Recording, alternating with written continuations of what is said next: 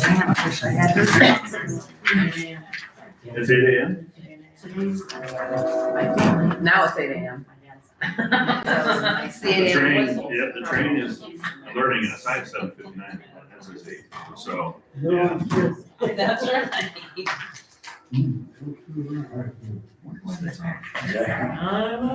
right. Do you know, we counted one day when I was. All right. We'll call the meeting to order. Thank you all for getting up early on this Saturday, but this is a very important topic. So, and I felt that in the best interest of our community that we go through a little bit of a workshop here. So there's treats, it's informal. Please get up, ask questions, whatever amongst council. And with that, we'll go right into the pledge.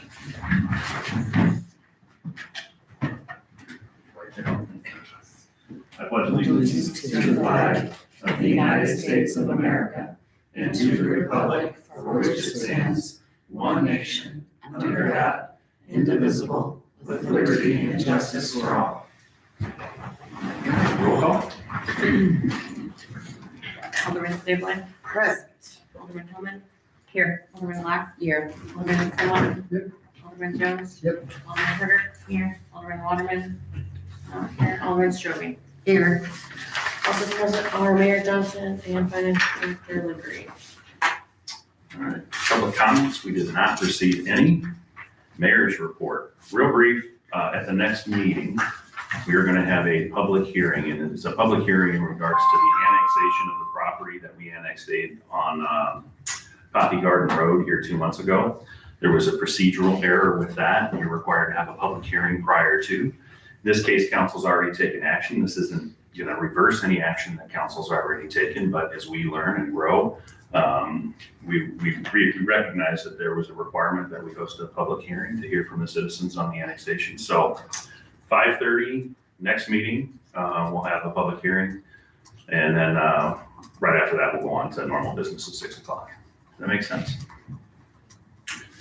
All right, clerk's report? No. Good to the order? I do know that there will be the Fellows sisters, Courtney McIntyre and Susie Fellows are getting ready to open their business on the edge of town. They're just finishing up their last health inspections, and they are hoping to, if she hasn't received it already, Charlotte should be receiving an email to get the business license stuff started up. It's awesome. Yeah. What is it? They are going to be doing a food prep type service or food service type business. Right now, they will prep certain meals during the week. People can order it and then they can do a pickup on Monday sort of thing. Right now, from what I can tell, it's a lot of it is like individually packaged, but I'm assuming they'll probably add family size options as well. They'll be at the Bellows property at the edge of town. Oh, They've got that little building on the Yeah. edge just behind the house. Yeah. Mhm. Almost like a Meals on Wheels kind of thing. We had to pick it up. Yeah, it's like a food prep service. Yeah. I've tried a few of them and they are delicious. She was just doing this. Yeah, but. Well, any other good to the order? Should we make a plug for the wreath thing? Make sure everybody's there next Sunday at 1 o'clock? Yeah, that's good. Yeah. Stop Assembly Park, making wreaths, What's happening? making wreaths next Sunday, 1 o'clock, Scott Family Park. Did I say Bellows? Bellows Yeah. sisters. Well, She's Bellows sisters, but Yeah. they're neither one of our Bellowses anymore. Okay. Awesome. All right. Well, there is no unfinished business, so we'll move on to new business. Item A, we are here for the purpose of the 2025 payable 2026 tax levy overview and discussion. Real briefly, again, I think it's really important that everybody on council has a great understanding of what goes into our tax levy, and how we're going to propose, I guess, moving forward to include the tax levy increase, but also talk about some of the budget gaps that we have that we as a council have to really start to take a hard look at. You know, we constantly hear, or right? Your comments about the budget amendments and stuff, but we have to make those because we're not putting anything in our budget line items. So this is the start of a 6-month process, right? This is where it all begins. And so Jen has done a great job here, compiling data. We're gonna do the best we can to answer any questions that council has today. If we don't have the answer, we promise you we will get it. I don't know that we're gonna have all the answers. And secondly, a lot of what we are operating off today is estimates, right? We don't know 6 months from now, we don't have a crystal ball, but we're trying to forecast based off of prior revenues, prior expenditures, things like that. So as we go through this, just keep that in the back of your mind. So with that, we'll jump right in. Jen. We should just hit the button. Yeah, there you go. Yeah, hit the button. Okay. Exciting subject. Tax levy decline. The tax levy is a certified request for funds from local government. The levy is the amount of revenue a taxing district wants to raise through property taxes. The equalized assessed value, or EAV, is the taxable value of property used to set the local property tax rate. When the EAV increases, the local taxing body can generate more tax revenue without increasing the tax rate. When the total EAV decreases, the local taxing body may need to raise the tax rate to generate the same amount of revenue. The EAV is a standardized value that ensures property owners are taxed fairly in proportion to the value of their property. The EAV is calculated for each property, and the local taxing body's overall tax rate is applied to each property's EAV to determine its tax bill.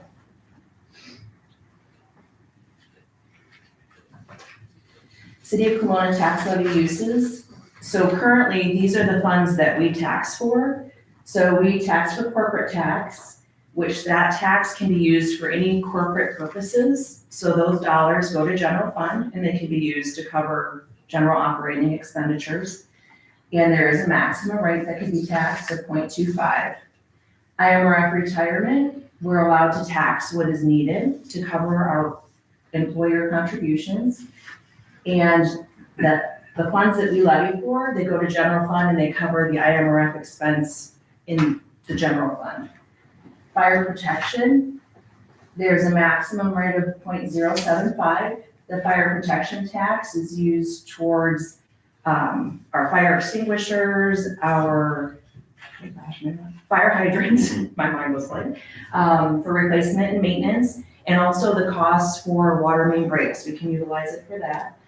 The money had been going into general fund, but in the next fiscal year, and this fiscal year, we're gonna be moving the funds out to the water department and retaining a small amount in general fund to cover our fire extinguisher annual inspection costs.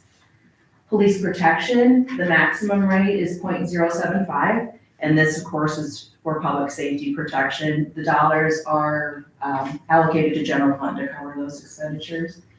Police pension, there's no maximum. We're allowed to levy for whatever is needed to cover the statutory contribution amount.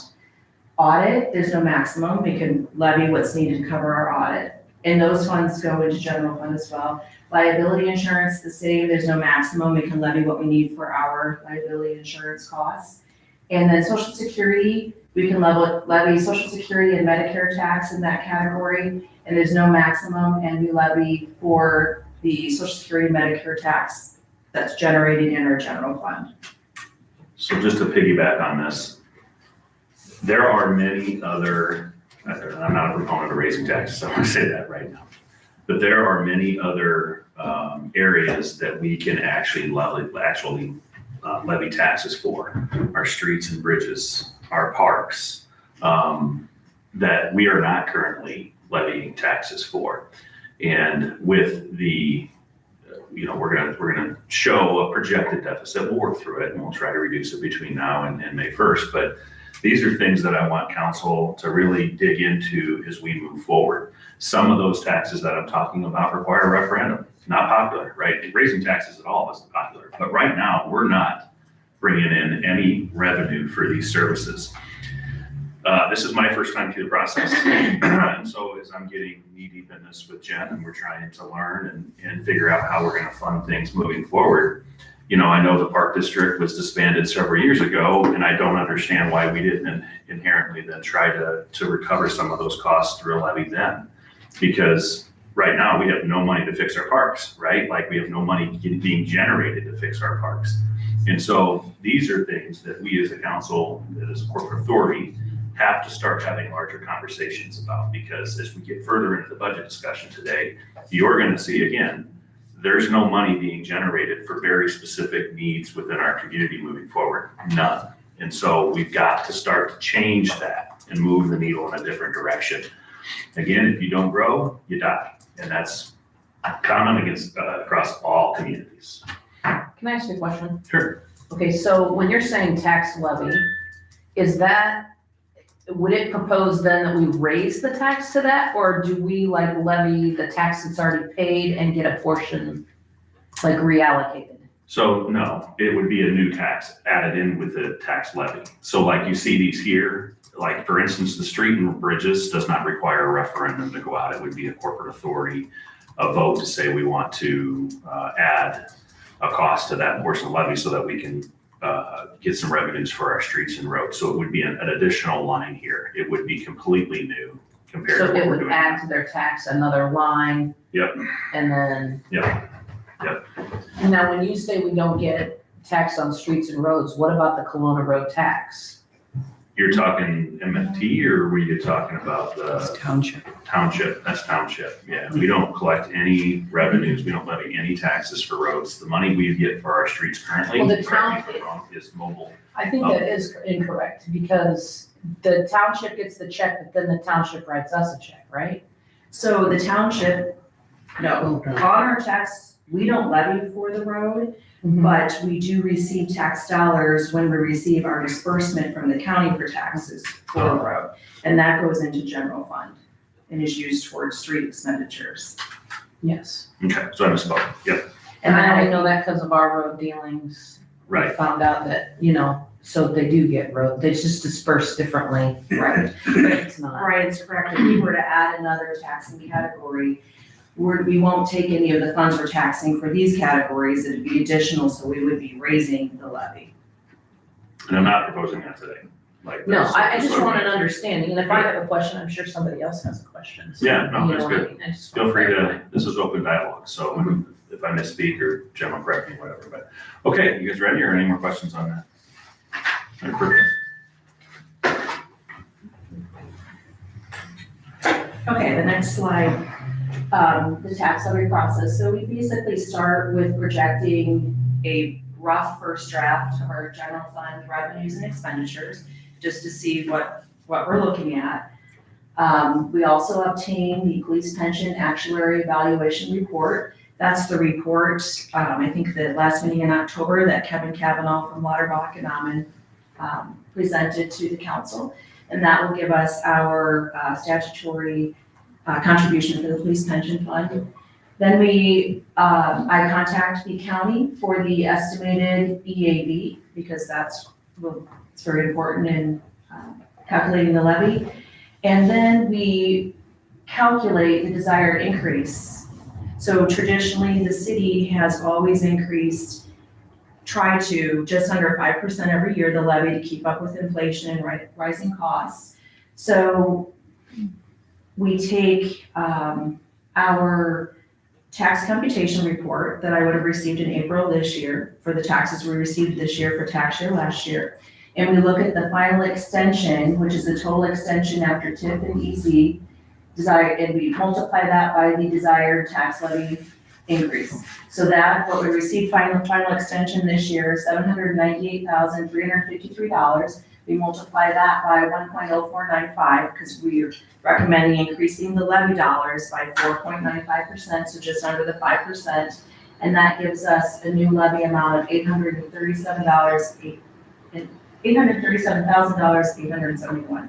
And that's what we're gonna levy, which is an additional $39,518 over the levy dollars we received this year. Any questions about that?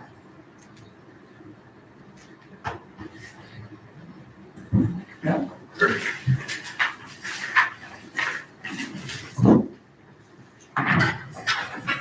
So the process continued.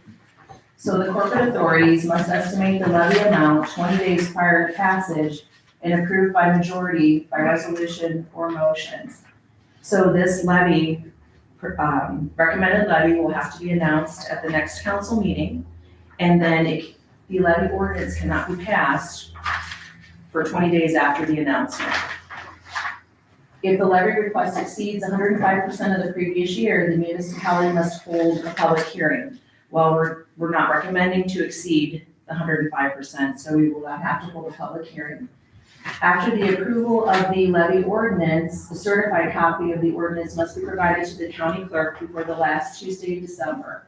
A certification acknowledging the municipality complied with the truth and taxation laws must be included with that ordinance. And at the same time, we need to pass a resolution for the abatement of taxes for our general obligation waterworks and sewerage bonds, alternate revenue source, Series 2019. So that's the bond that we currently pay for.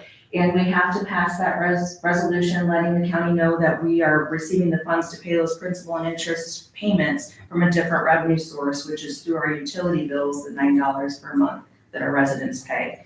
If we don't pass the resolution, then they will add that to the property tax bill. We don't want that because we're already receiving the payments. Any questions there?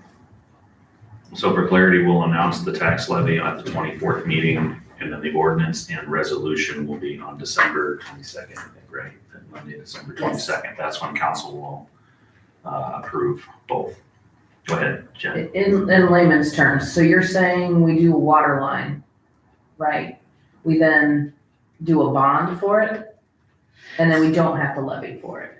So we are currently paying on a debt bond that was taken out in 2013, refinanced in 2019. So we collect the payments for the principal and interest payments, the dollars for that, via everybody's utility bill. And that's the $9 a month that us as residents are paying on our utility bill.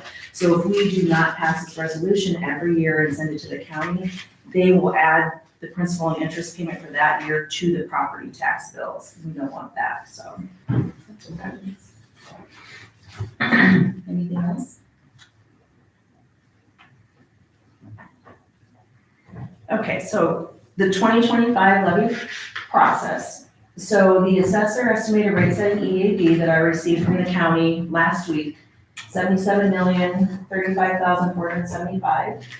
The final extension for tax year 2024 from that tax computation report I was talking about, $798,353. Our desired proposed tax levy increase is 1.0495. So to calculate the levy request, we multiply the final extension from the tax computation report by the 1.0495, we get the 837,871. We review the estimated expenditures for the funding needed for each of the City of Kelowna tax levy uses. So we review to see how much we need for Social Security, IMRF, Medicare, those. Then we divide the levy request for each levy use category by the rate setting EAV to arrive at the calculated rate to ensure compliance with the categories that have a maximum rate. So for example, the corporate levy tax, we're going to request $182,000. We divide that by the estimated EAV times 100, and we're at a rate of 0.236255. The maximum rate is 0.25, so we've remained under that maximum rate. We're not over the rate. Then we add all of our levy fund categories together to make sure we're not over the $837,000 that we're going to request. And then we calculate the projected tax rate by taking the proposed levy and we divide it by the estimated EAV. So the proposed levy of $837,871 divided by the EAV of $77 million times 100 gives us a tax rate of 1.0876.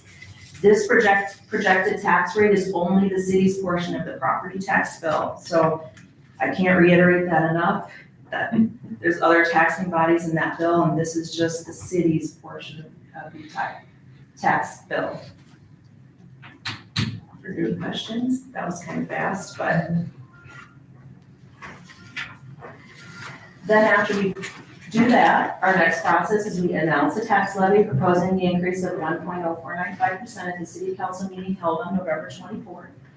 We prepare the tax levy ordinance. We prepare a resolution for the abatement of taxes for the bond series 2019 annual principal and interest payment.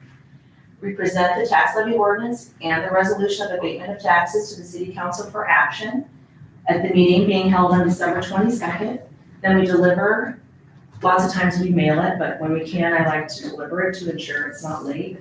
The approved tax levy ordinance, the certification of compliance with truth and taxation laws, and the resolution for the abatement of taxes to the Henry County Clerk on Tuesday, December 23rd. Now, I believe we can do it the next week by the 29th, but with the holidays, I will probably follow this here. Any questions? Is there a certain percentage or number of alderman votes we need for that, so that for pre-planning and holidays, since that is so close to Christmas, we know we have enough We people? have to have a majority, So we need to make sure that we're here for that. so would that be fine?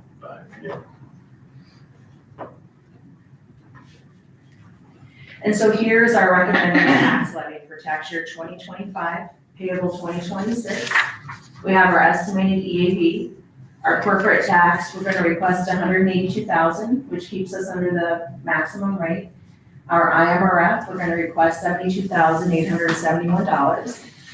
And that's going through the budget and adding up all of the estimated IMRF expense for general fund. Fire protection tax, we're gonna request $44,500, so we're under the max rate. Police protection, $56,000, we're under the max rate. Police pension, $192,000, we're leaving that the same as the current levy. Audit, $57,500, that's what it's gonna cost us for our audit next year. Liability insurance, $170,000, that's our liability insurance, that covers up to the max, in case we have to pay the max.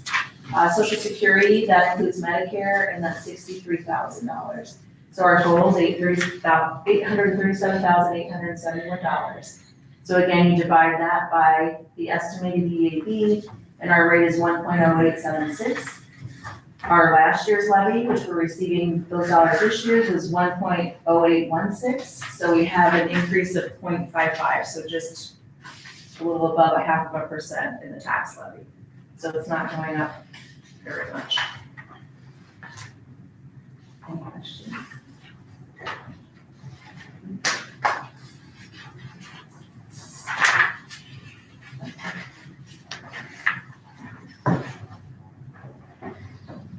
So this next slide, what I'm showing you at the top is kind of bringing it together. So we have our levy extension this year, again, of $798,000, calculated by our increase we're wanting to make. So our levy request is $837,000. I'm taking the fire protection tax of $42,500 out of that amount, because that's gonna go to a different fund, O&M Water Department. And so our levy extension that will go to general fund is $795,371. Our estimated general fund revenue with increasing our non-home rule tax, that final 0.25% that we could do, that would bring us to $2,426,110. Then we add the levy dollars to that. So our total revenue with the levy, $3,221,481. Our estimated general fund expenditures are $3,358,89. So our estimated deficit is $136,608. Now remember, we're just in the first draft of the general fund budget, so this will go on for several months. So these are just estimates, it could change. The next category is if we do not increase that non-home rule tax rate, the final 0.25%. So it's all the same figures, but you're generating less revenue if we don't increase. When you're generating $2,346,110, and then with the levy, that's $3,141,041. So we're bringing our deficit to $216,608. Just as a reminder, this non-home rule increase, was that part of the grocery tax, or was that? No, that's No. separate. So the grocery tax, of course, we just passed to continue the grocery tax. Right. And then in the spring, we voted to bring our non-home rule tax from 0.5% to 0.75%. And the max is 1%, so we can of course, vote again to raise it that final 0.25%. And at this point, it would be staff's recommendation to do so, and we would be moving forward with that in the spring, much in alignment with what we've done in years past to get it there. And what helps with that is that you have people coming through town that don't live here and they're paying tax. So it's kind of taking some of the burden off of our residents. In the words of Jim Kelly, that's called non-resident revenue, NRR. We call it. And this is just for information. It's to show our tax levy rates over several years, where they've increased or decreased. Last year, which is the levy dollars we're receiving this year, we had a significant decrease as our police pension funds. We didn't require as big of a levy for those because they are reaching the funded amount. So I just wanted to propose that or show that for information. So you can see the bottom where we're raising the levy, so then the tax rate is going up that 0.55%.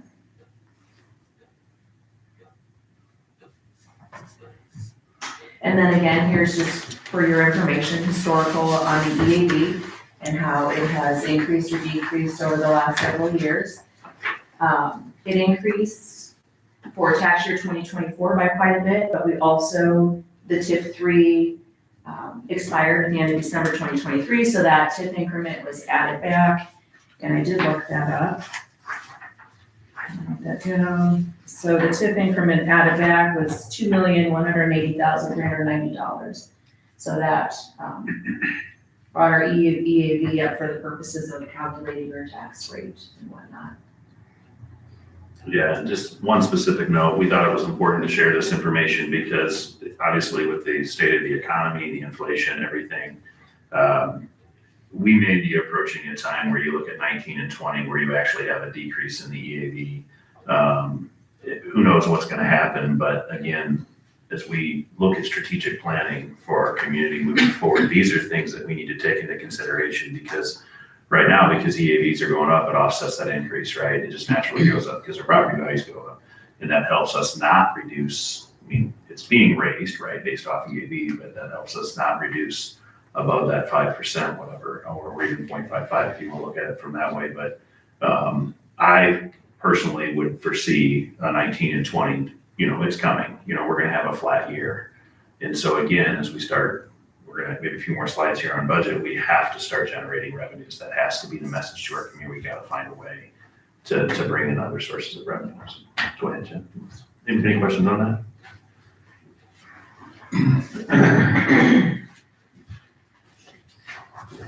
And I don't know if you wanna, this slide isn't in there, if you don't mind if I kind of go in a different direction. So the form that I passed out to everybody, since we're talking about EAV, before we go to the next slide, is my tax bill.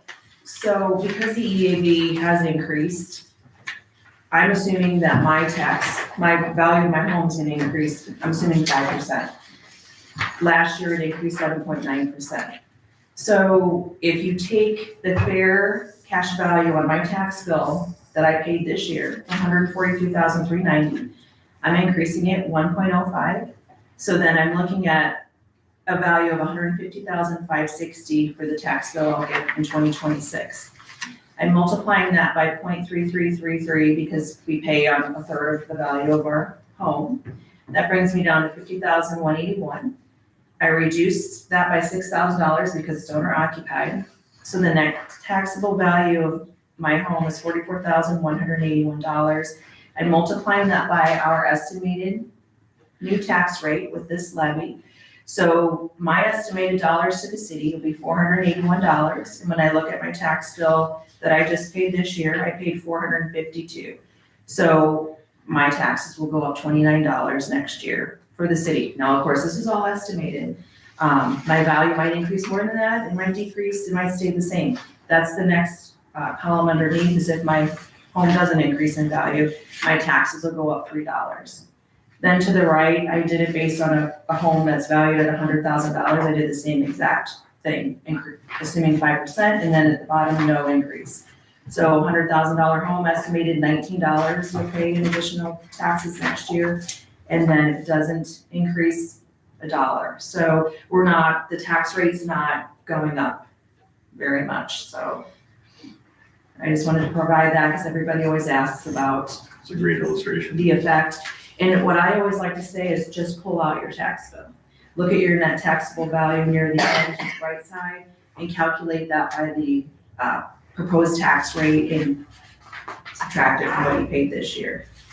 Or you can play around with it and increase it like I did to see what would happen. And if anyone wants to come in and bring the tax bill, I'm happy to look at it for you too. Any questions about that?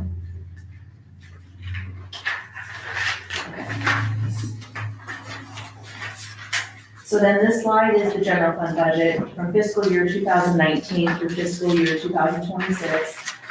So we're just trying to show the revenues that and this is the projected budgets. This isn't actually what we received. This isn't any amendments that were made after the budget was approved. These were just the projected budgets. So I broke down the revenue by property tax, state revenue, TIF surplus, and then other revenue. Other revenue in general fund would be building permits, contractor licenses, fine money from the police, utility tax from Mid-American, Mediacom, franchise fees, also interest income from our investments. And then I went ahead and broke down the expenditures for salaries and benefits. Purchase services would be our attorney, our audit, professional services, supplies and materials, other expenses, and capital outlay, where if we happen to budget out of general fund that year for a vehicle or a mower or something like that. And then our total expenditures. So that's just a history. If you go to fiscal year 25-26, which is our current fiscal year, our property tax revenue that we levied for, $798,000, that's 26% of the total revenue that we budgeted for, the $3,069,000. Our state revenue is 56%, so that shows how important that state revenue is, that income tax revenue, that sales tax revenue. And then our other revenue is 18% of that total revenue. If you go down to the expenditures, our salaries and benefits are 70.7% of our expenses in general fund. Our purchase services are 7.4%. Our supplies and materials are 4.13%, and our other expenditures are 16.46%, and our capital outlay was 1.3%. So we're not budgeting for any of our vehicle replacements, equipment replacements, and anything like that. That number, we're gonna highlight that on the slide here because that number is very, very important, and it's something that we have to drive to change. Because we have to take care of our assets, right? Our properties, we have to replace our vehicles. We've got vehicles that are 20-some years old. The fact that we're not budgeting for that and we're leaning on a surplus every year, hoping that we can scrimp by year over year and putting money in that vehicle replacement fund is not acceptable. It's not acceptable for our community. It really isn't. We have to find a way to budget these things year over year instead of crossing our fingers and hoping, oh my goodness, I hope nothing bad happens, so that we have a little bit of a surplus that we can put in that fund. Is that just like on the public works side, or is that both Both. public works and Both. police? So the way the budget, correct me if I'm wrong, Ben, like for instance, last year there was a surplus. Our department directors do a great job of trying to be frugal, right, and fiscally responsible. And so we have a surplus. And so what council did, which is something we do year over year, is then you put that into, it was divided between O&M, right, and then the vehicle replacement fund this year. So then that money goes in there, and that's what gives us the money to buy vehicles then in the next fiscal year. But we cannot continue to do that, right? Like, we can't always operate under the assumption that we're gonna have a surplus year over year and then replace our vehicles. This should be something that we're budgeting for. The capital outlay line, if we have, let me just use the stairs out here that they're falling apart because of salt and stuff like that. That is something that you could consider a small capital project, right? It's outside of something that we're not gonna do year over year. But we need to maintain that, right? And that's where that money would come from. And so we need to be able to budget for that and account for things like that year over year. Right now, if you ask any of the department directors, they're gonna tell you, we're Band-Aiding everything. We're absolutely, when something needs fixed, we fix it and we move on. It's hard to strategically plan. I have a spreadsheet of all of these needs to help make us more efficient, to help drive. One thing is, to give you guys an example, a mini excavator so that we can start doing more work on our own because we're contracting that. So there's an inherent cost associated like that. Jen and I were talking the other day about how much we've contracted out to Miller to do some of our jobs that the city used to do. We don't have the equipment, and there's a training component to that as well, but we need to make sure our staff is equipped with the right tools so that, and trained on those right tools, so that way we can eliminate all those contract prices. So it's again, just trying to get everybody thinking about things that we need to do better at as a council to bring in revenues and start budgeting for these. Something Don always said, like we need a vehicle replacement plan. I agree. I'm 100% in alignment with that. We met yesterday and had a presentation. It was an excellent presentation on how we might be able to do that moving forward, drive down costs, replace our vehicles quicker.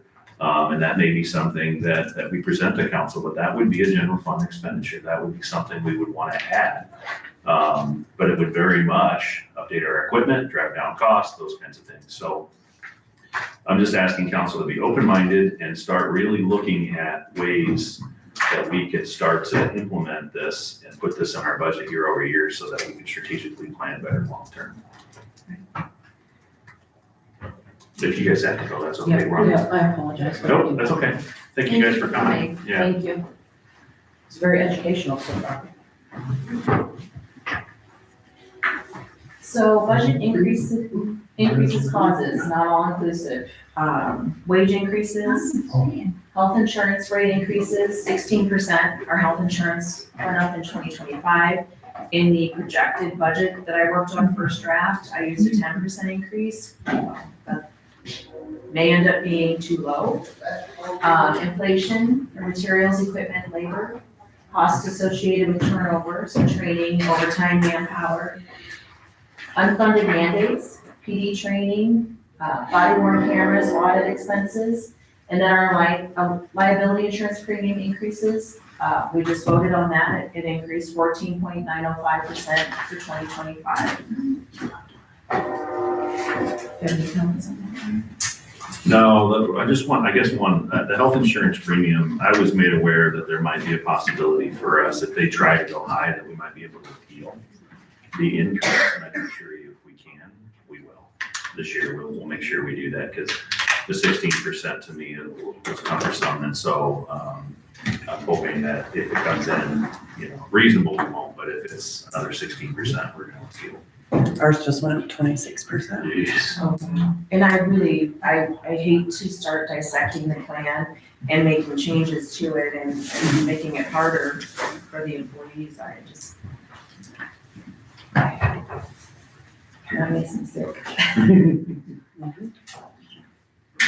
So yeah, I'll speak to this again. I touched on it. This budget does not include any funds right now for vehicle replacement. It does not include any funds for any real capital projects. Economic development, the line is zero, still zero. I mean, community events, activities, things that we should be doing to promote people coming to our town to spend money here. That doesn't include any money for that. And really no money for park improvements. Again, the $300,000 grant is out there, but it's still, it's not gonna fix all our problems. Our problems at our parks go way beyond $300,000. I mean, just to put new fences in is probably gonna cost us, all of that $300,000 if we elect to do so moving forward. But there are many other things that we're not budgeting for that as a community we really should be. Let's talk about our infrastructure, fixing our sewers, replacing pipes, making sure we get them on a schedule.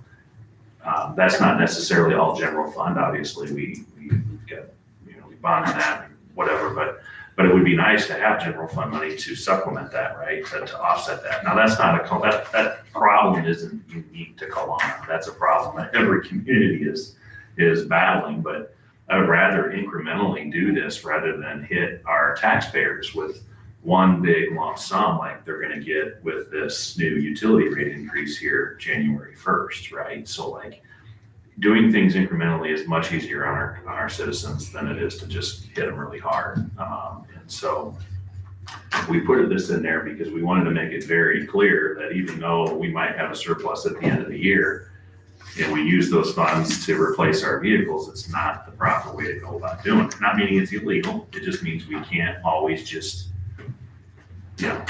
count on a surplus to strategically plan, right? I mean, it's just not a good method of planning, so. Any questions on that or comments?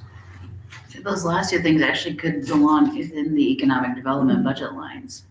Right, I mean, those are part of. right. Yeah, I think something that I guess just to serve as a reminder too is that we keep pushing these projects off and pushing them off and pushing them off and let's wait until here, let's wait until then, and we can't keep doing that either. We have to start moving forward. We have to dig our feet in and make some really hard and tough choices. We can't keep pushing these things off. and this is the start of that process, right? Like Yeah. when you think about it, like this is why we're doing this is why we're having this conversation today, because over the next 6 months as we plan for that budget, we've gotta find a way. So without raising taxes. Mhm. That's the plan. So just wanted to comment on addressing the deficit. Obviously, we're looking at many different ways. We commented on overtime budget and what we did. Just watching this last couple weeks, the changes we've implemented have dropped overtime. Hopefully it can stay that way. We're one injury away from, having to pay more overtime, but they did drop substantially. So I'm hoping to we'll continue to monitor it. I think it was about 20% less, or no, 80% less, right? Yes, yeah. About 80% less within the last 2 weeks on overtime. So we're really doing what we can to drive it down. Again, we are going to propose the increase to the non-home rule sales and service tax in the spring, so that we can collect that additional revenue and hopefully, take a little bit of burden off the taxpayers.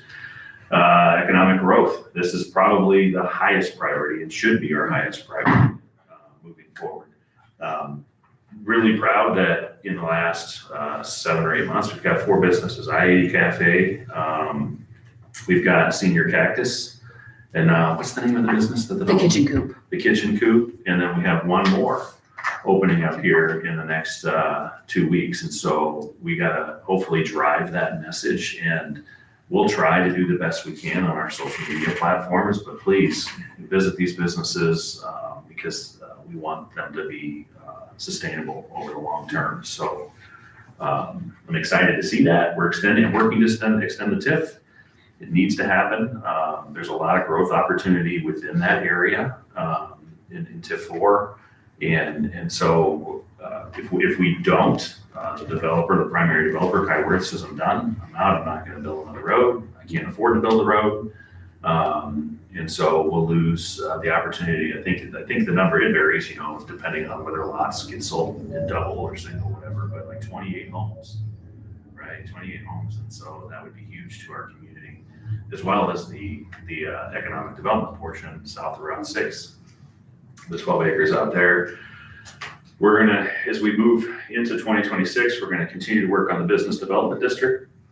But I can tell you, like, we just received a quote, the number did not make me feel good. I know it probably didn't make you feel good, but any way we look at it to develop these plans, it's not cheap. Like it costs a lot of money to do these things, but that is a way to churn money to bring in some revenues for economic development specifically, and then we can help improve facades along Route 84 by doing so. So I'm anxious to see that get off the ground here as we move into 2026.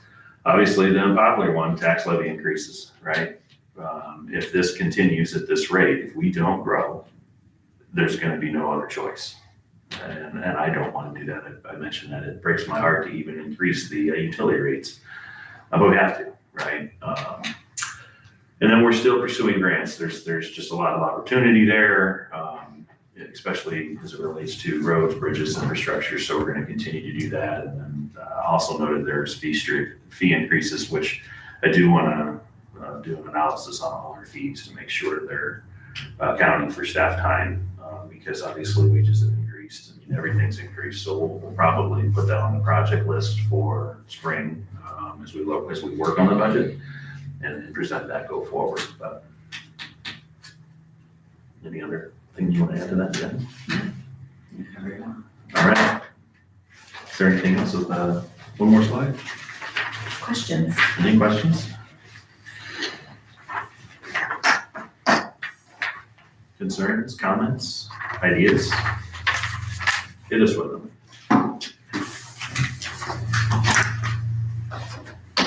Anybody hungry? Can we get the BDD stuff on the next council agenda, please? Did you, for formal approval or? I will, to move forward, or however you want to work it, because I want to be able to, I'll get somebody, I'll see if I can get somebody to come in, or at least do a Zoom, but I need to be able to answer questions, but I don't know how you want to move forward without, because we talked about getting council approval to move forward. Yeah, as a preliminary. Mhm. Yeah, I'm okay. If you get somebody to come in, I'll put it on there Okay. as a discussion only.